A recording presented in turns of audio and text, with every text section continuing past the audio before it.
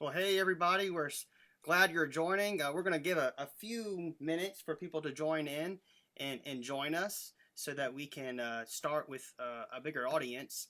But for the time being, we wanted to kind of start and ask a fun question to kind of, um, I guess, be able to brainstorm. I know right now we're all kind of stuck in isolation, it seems. And I guess, Josh, what's it like being stuck in isolation in Baton Rouge? Man, the problem is, you can't, they say you can get out for exercise, uh, but in order to exercise here, you have to go somewhere. You can't just ride your bike. We don't have bike lanes. We don't really have running lanes, and we don't have drivers on the road that know how to drive with runners and bikers either. So it's kind of crazy, and everything's so spread out, really, especially where we live. There's not a you can't just run to the store. It's a good 15-20 minute drive to get anywhere around. So You're not wrong. I we are remember, isolated. and it's no fun being isolated in Baton Rouge. I mean, there's so much stuff to do in Baton Rouge, and then all of a sudden you're like, oh, nope, you can't really do anything, Can't do any of it. and kind of puts a damper on it. And I know for here in Frankfurt, it's terrible. I'm too extroverted to be stuck inside all the time. And but we thought we would uh, start off with a few questions, and hopefully we'll wait. And we wanted to start off by, and I'll ask you this too, and audience, if you're watching, I would love to get your thoughts on this, and we'll put up on the screen. And it says, would you rather remain isolated the rest of your life? So would you rather live like this the rest of your life, or never be allowed to be alone again?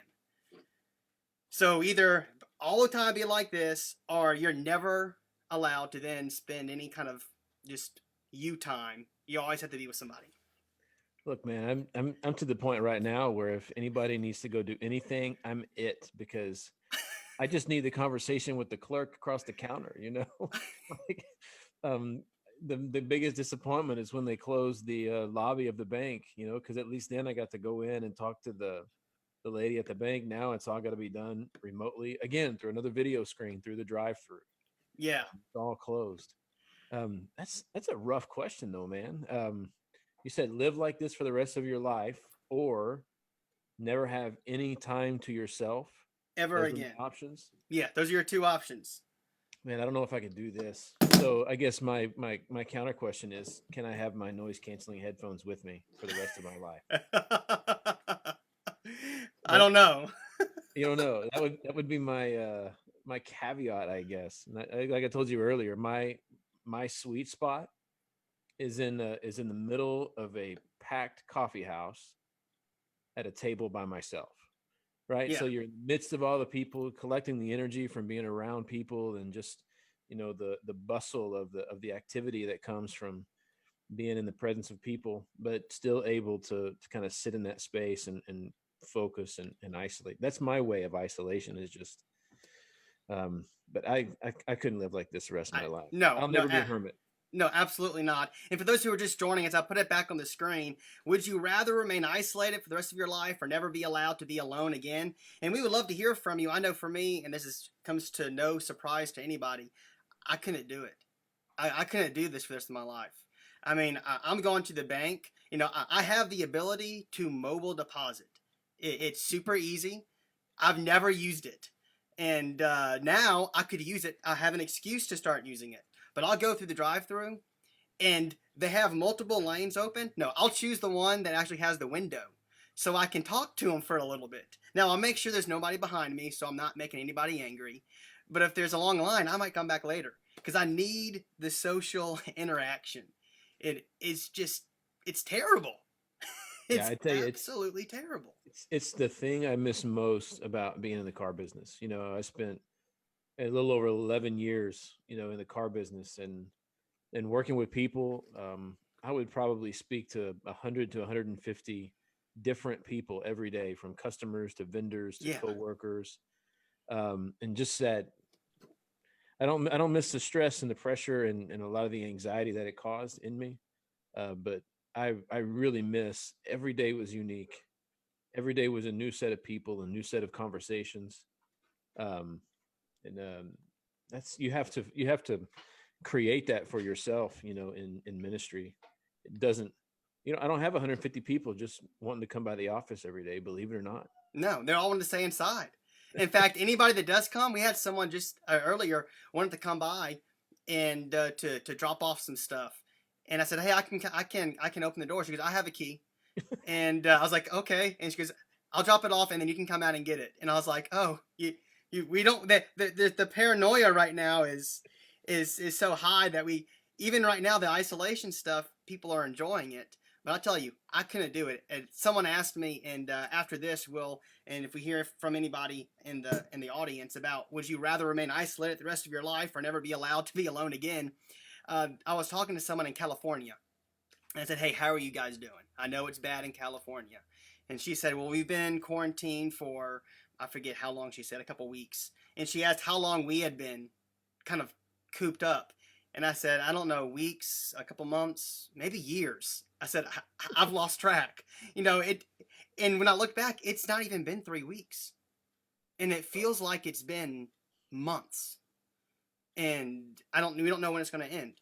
But enough chit chat. Why don't we go ahead and get started? And I'll go ahead and we'll cue the music. We'll cue and we'll cue everything else, and that'll get us started for us to be able to begin. So let's go ahead and do this. All right. Welcome to the Crossways podcast, where we discuss how we can walk in the way of the cross. I'm your host, Jonathan Germany, and we're coming at you live from Holly Hill Church of Christ. And tonight we have with us Joshua Fowler, minister at the Goodwood Boulevard Church of Christ in Baton Rouge, Louisiana. And we're talking about transformation and prayer. And we're really excited to talk about that. So Josh, how are you doing? Man, I'm doing great. And you told everybody we're from South Louisiana. I feel like I need to change my accent a little bit. Maybe people expect a little bit different tone, but yeah, we're doing really well. We're doing really well. Good to be here. Well, good. And I know you and I were discussing about what it means to be, I guess, transformed in prayer, and we've been looking at Romans chapter 8, and I guess we can look at that together and look at Romans chapter 8, and I'm going to pull it up here on my phone. In Romans chapter 8, starting really in verse 26 is kind of where you and I were talking about earlier, where it says, "Likewise the Spirit helps us in our weaknesses, for we do not know what to pray for as we ought, but the Spirit himself intercedes for us with groanings too deep for words. And he who searches the heart knows what is the mind of the Spirit, because the Spirit intercedes for the saints according to the will of God." Now that's a hard concept to understand. When it says the Spirit helps us in weaknesses and we don't know how to pray, what times have you found it difficult for you personally, maybe, to know how to pray, to know what to pray for? Man, the list is endless.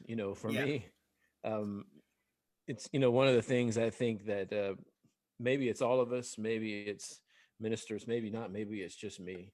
There's this great feeling of inadequacy for me when someone comes, whether it's in a time of death or in a time of illness. They come and they say, "Man, I really want you to pray, for me." And you just kind of sit there and go, "Man, I know what to pray for, but what? There's this huge burden, right? This Yeah. huge burden to alleviate the pressure that someone is feeling." And for me, I just look at this situation and these people and the God that we serve, going, "Man, what in the world is it, in me that I would be called to be a servant, to bring this kind of um, interaction, I guess, if you will." And so, how do you facilitate that? Those moments are huge, and it's in those moments where I really just have to get outside of myself, and I come back to this verse a lot that says, "Look." And people will ask me, "How did you know what words to say?" I was like, "Man, I didn't. I just had to completely surrender myself to the way the Spirit moves within us." And I wonder if part of it too is also the times where there are just no words. Yeah. when it comes to some really private things, or maybe some personal things, or maybe something that you might know what ought to be prayed for, but you just can't. Maybe it's a loved one who's suffering, and that prolonging life might be more for you than for someone else, or maybe it's something different. And I think at those times a prayer may be similar to just saying, what's needed, and I don't know exactly what to say. And I think in those cases, this passage comes to mind where the Spirit can help us in that weakness, a weakness of maybe not knowing what to say, or weakness in not being able to say it just yet, and knowing, God, you know what's best. And I don't know how you're going to make it out. I don't know what you're going to do, but I'm going to allow you to give you all that power, give you the control, and give you, my life. Yeah, that's right. There's a silence that I've really tried to incorporate more in my prayer of late. Where it's just like, Josh, you need to button your trap for a little bit. You talk all day long to all kinds of people, and you talk for a living. Um, and I kind of hear God saying, when you come to me, it's not time for you to talk anymore. It's time for me to talk and for you to listen. Um, and so I've really tried to incorporate some silence in that prayer time, which allows a couple of things. It allows me to really sit in the stillness of who God is. As if we need more of that right now, right? There's Yeah. so much stillness and so much, solitude. But it's one of the really positive things I think are going to see come out of that is people learning how to just be still. And that's a Uh, spiritual discipline. If Absolutely, and absolutely. stillness and solitude, and just and that's one that those who know me know that that's not something that comes easy to me. In fact, I don't know if I have ever done it well, and it requires us to have a lot of patience, and it requires us to think maybe even outside the box, or to again surrender to God and say, hey, I can't sit still, and it's hard for me to Yeah. sit still because I have to do something, and so it's easy for us to then say this is crazy, and that's kind of why the beginning choice was, could you do this for the rest of your life, or what if you could never do it again? And those are unfair Right. choices No, because they're yeah, both unhealthy, that's right. and we have to find that balance. And as we're waiting for people who are watching to chat to chime in about what this looks like exactly, for the Yeah. Spirit interceding for us, the Spirit, then He who searches the heart knows what is in the mind of the Spirit, because the Spirit intercedes for the saints. While they think about what that means, and maybe they can give some feedback. What That's hard to comprehend. It is. I've, you know, body posture doesn't matter, right? I mean, is your head bowed? Are your eyes closed? Are you on your knees? Are you prone? You can pray any way, but body posture has a way of opening up the mind and the spirit. Um, and I tell you, I typically have had a tendency to pray like this. I'm trying to not make that look so huge. And I come to God with my hands open, saying, "Okay, God, here's what I need, and here's what I need you to do. There's all these things going on, but I've got this close-fisted posture before God." Um, and what I picture is God looking down and saying, "Yeah, I know what you're asking for, and I know what you need, but your hands are closed so tightly. I can't fill you with anything. I can't do anything for you." And so, the opposite of that is coming open-handed. The problem with coming open-handed is I don't have a grip on anything there, and I'm completely opening my life up for God to not only add things, but to remove things. Um, and as I was thinking about, my prayer life, the prayer life of our church, of our people, of my family, um, so much of our prayer is revolved around heal this person, make this right, heal our land, take this virus away, change, change, change, change them, that, those, all of that out there. What if we understood prayer as a way of God actually transforming us to deal with and to cope with the situations that we are in? And that doesn't mean that we don't pray for healing. That doesn't mean that we don't go to God for those things, but to allow the space for God to say, yeah, I'm going to do something with those things. But in the meantime, I'm going to do some massaging on you to prepare you to endure what lies ahead for you. I think of Shadrach, Meshach, and Abednego. When they were saying, Mhm. hey, our God is going to deliver us. But even if he doesn't, Right. we're okay. I think it's also being willing to say, here's what I want, God. And that's expected. I think that that's perfectly fine. And in fact, I think that's even commanded for us to have that type of prayer life with God, but then to still have the humility to say, like Jesus did, but not my will. Yeah. I'm okay with whatever you decide. Help me be okay with that. And that doesn't come easy. That There's that been there's only been a few times in my life where I've really seen my dad struggle with some of these things with God. One was when my grandmother passed away, his mother, and I was young. The other is just recently when his youngest sister passed away from cancer. And we had this conversation, and I said, Dad, I use that example. I said Shadrach, Meshach, and Abednego. They were willing to go into the flames, and he said, our God has the power and the authority to do this. But even if he does not, and he said, I know, but he did. He did redeem them from the fire. He said, and my question is, why didn't he save my sister? yeah. And I remember sitting on the phone with my dad asking me that question, going, gosh, I don't have an answer for that. But the truth is, it requires that humility. If I'm going to say the prayer that even if he does not, I've got to have the courage and the humility to surrender everything to God that just says, I'm going to trust that you are going to transform me. If you're not going to redeem the situation, you're going to transform me in a way that's going to allow me to endure this situation in a way that brings you glory and brings you honor. And Um, that's hard though, that's a scary prayer, brother. That's a scary, scary prayer to pray. because a lot of times, like you said, it is about it's scary because of the unknown, or it's scary because it's uncomfortable, and we don't like being uncomfortable. I mean, that's kind No of a control. that's yeah. And for people who like control, that there's a thing. It's not the fact that I like to control things. I don't like to feel like I don't have the ability to if I Mm-hmm. need to. If I don't know what's going on and I'm a part of something, it's hard for me just to go with the flow. Right. It's really hard for me just to be like, okay, cool, I'm along for the ride. I'm like, okay, what's the plan? That way I can prepare and I can know what to expect. But just going along for the ride is very uncomfortable for me. And I think that's for the case for a lot of people. But spiritually speaking, God, I know you have big plans for me. Mm-hmm. But I want those big plans to be my big plans. That's right. Yeah. And they can be. You're just going to have to conform your will. Yeah, Um, exactly. And I think, because God does have big plans for us, as we're looking at this Romans 8 passage, we can kind of jump down a few verses and he starts talking about this again, another scary word, predestined. In verse 29, for those who he foreknew, he also predestined to be conformed to the image of his son, in order that he might be the firstborn among many brothers. And those whom he predestined, he also called. And those whom he called, he also justified. And those whom he justified, he also glorified. We let's talk about predestined because that word we don't like that word very much yeah. because there's so many different definitions of what that actually means, and because of some false definitions, I would say we've almost shied away from even using this even in a biblical manner.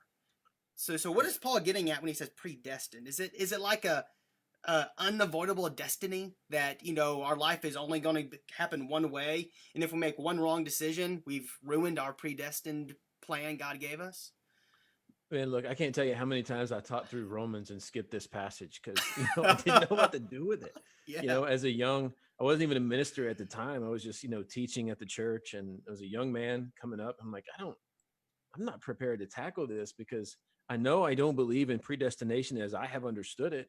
yeah. But you read through this and it's like, you can't get around it. It's there. And everyone I would ask was like, well, God knows ahead of time who's going to make choices. And so those are the people he predestines. I'm like, yeah, that's a cop out answer though. I mean, that I don't even know never if it's really sat accurate. Yeah, right. And that never really sat well with me as still falling in line with what it means to be in a free will trust relationship with the creator. If he knows the choices that I'm going to make and he's going to allow me to, do that anyway and just be, it's like that. I wrestle with it. And I don't know. I guarantee you this was not of my own epiphany that came. I'm sure someone kind of used this years ago as an example, but we were talking. I think of predestination as a, they say a football game. um, I can determine the winner of a football game every single time without fail before it starts. Um, I wish I could do that. you can, you can, because the truth is, the winner of every single football game that will ever be played is when the clock says zero at the end of the fourth quarter, at the end of the last overtime. The team with the most points wins. Um, Now, there are all kinds of things that you have to do to be that team. But unless you're going to completely change the game, the team with the most points wins every time. Yeah. And so God sets out this plan that says, look, sin is going to enter the world, and mankind is not going to be perfect. So I'm going to provide for them a redeemer, my son, um, and all of those who will be conformed to his image through baptism. Um, these will be my people. And those who are going to conform to the image of my son, those will be the ones that I will call. They will be the ones I will justify, and they will be the ones I will glorify. And the cool thing is that set of rules doesn't change and hasn't changed ever. Yeah. And so we get to choose whether or not we are called, justified, and glorified by becoming his people, by being conformed to the Son, by being baptized and being a part of God's people. Um, and that's really helped me understand that it brings in God's foreknowledge and his plan, along with this understanding that this is a plan that was set in place long before we came on this earth.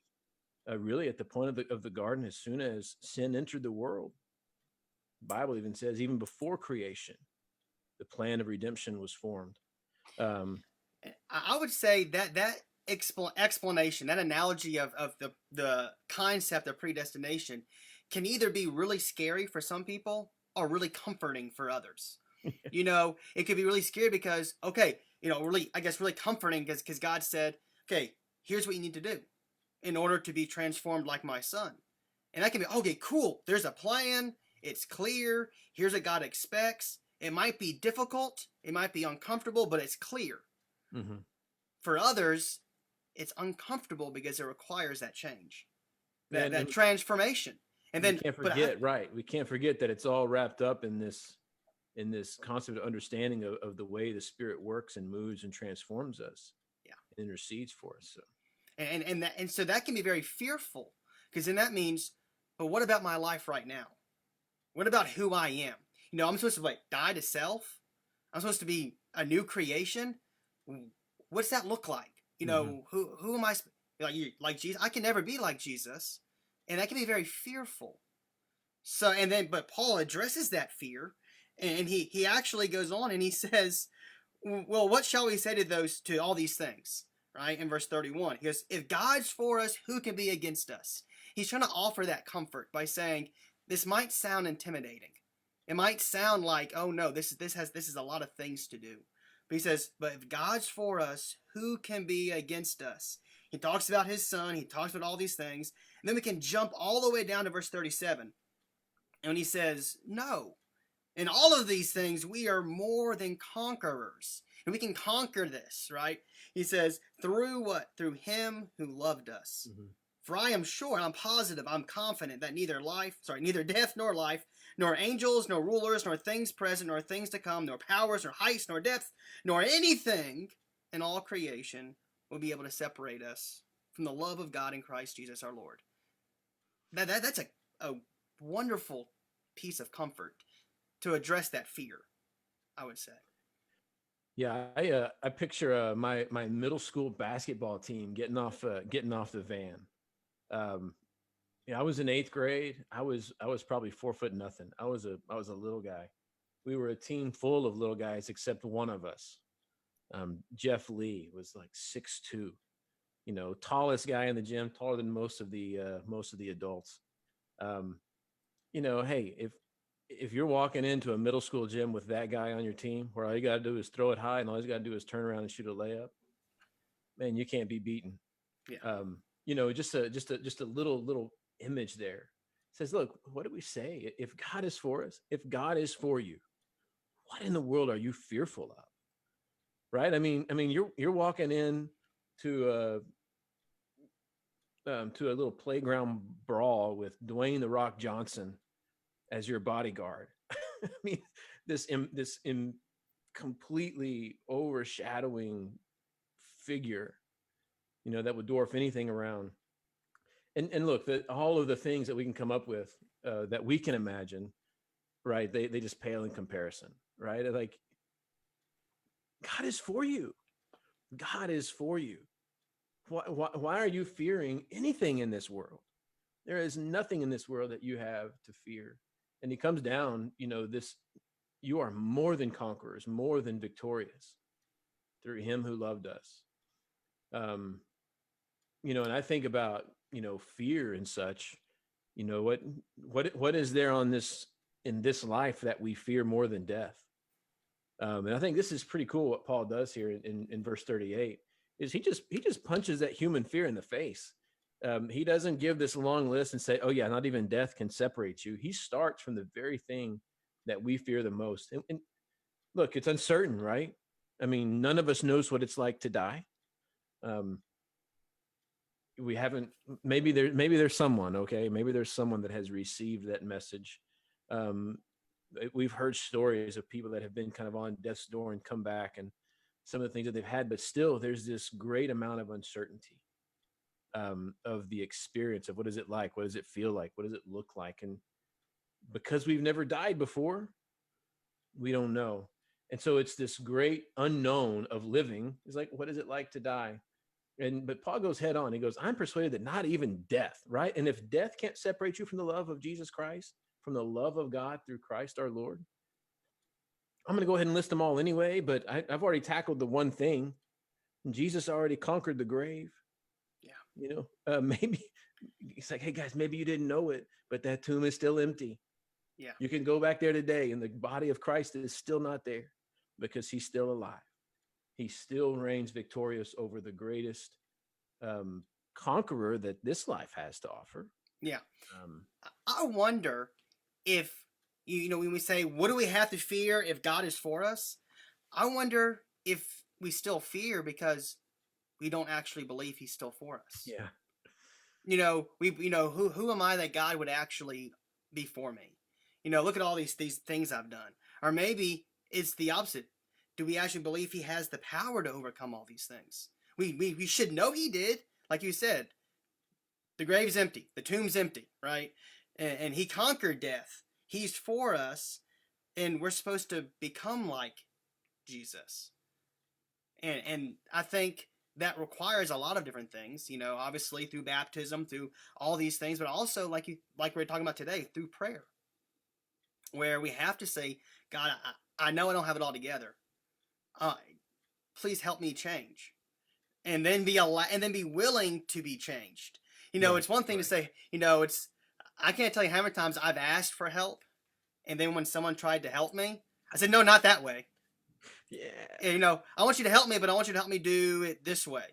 Okay, well, maybe it's not working for a reason, and doing it this way is the problem. Right. Too often I think that's how we treat prayer. God, please help me do this, but do it my way. Okay, Right. well, my way's always been the problem. Yeah. And it is the problem. When one of the things that I wrestle with, not only with myself, but with others, is we have this phrase, um, you know, we're not worthy. We're not worthy. We're not worthy. Um, it's a joke that we have, in the sports arena. If somebody does something, great, we're not worthy, and we think about earthly kings. You're like, I'm not worthy to be in the presence of this king. John the Baptist said, "There's one coming after me, whose sandals I am unworthy to untie." But the truth is, you are worthy. I am worthy. Not because of anything I've done. I'm worthy because God has deemed me worthy. And he has said, let me tell you how much you're worth. My son came to die for you. Yeah. He went to the cross for you. Don't tell me you're not worthy. Yeah. This is my price, God says, my sacrifice, my son. And you're going to tell me you're not worthy? Yeah. And we say that in a way of humility, but it's really not humility. It's really kind of discrediting what we find here. Hey, God is for you. Yeah. I tell my Yeah. He's your biggest fan, right? He's the I dude. tell all my teams the same thing. I said, let's talk about value. I said, you have value not because of what you've done, but you have value because of the value God placed on you. Right. And he says, I have big plans for you, right? You can do great things. I value you because I don't just send my son to die for people that I don't care about. You know, he sent his son to die because he loves the world. You know, so again, it's not just about us. Now, do we deserve what he's done? Well, that's a different question. I think we would all say, of course not. But are we worthy? Well, we're only worthy because of the blood. And we can become worthy when we contact that blood. And because of what he's done for us. And because of becoming more like him. And that's the scary part. That's the unknown part. Yeah, and I think about it sometimes with like my wife sometimes will say, "Oh man, these whatever. I don't like my hair. I don't like these jeans. This makes me look this way or that way." And I say, "Hey, don't talk about my wife like that." you and it's kind of what I picture God doing when we kind of belittle ourselves and say not. He's like, "Hey, my creation, you bear my image. Don't tell me you're not worthy. My son gave his life for you. Don't tell me you're not worthy. Don't tell me that was all in vain. You're worthy because I say you're worthy." And I think if we could kind of get to that, maybe we could understand a little more that, yeah, we do have a God who created the universe, and everything we see is bigger than we can imagine, incomparably more than all you could ask or imagine.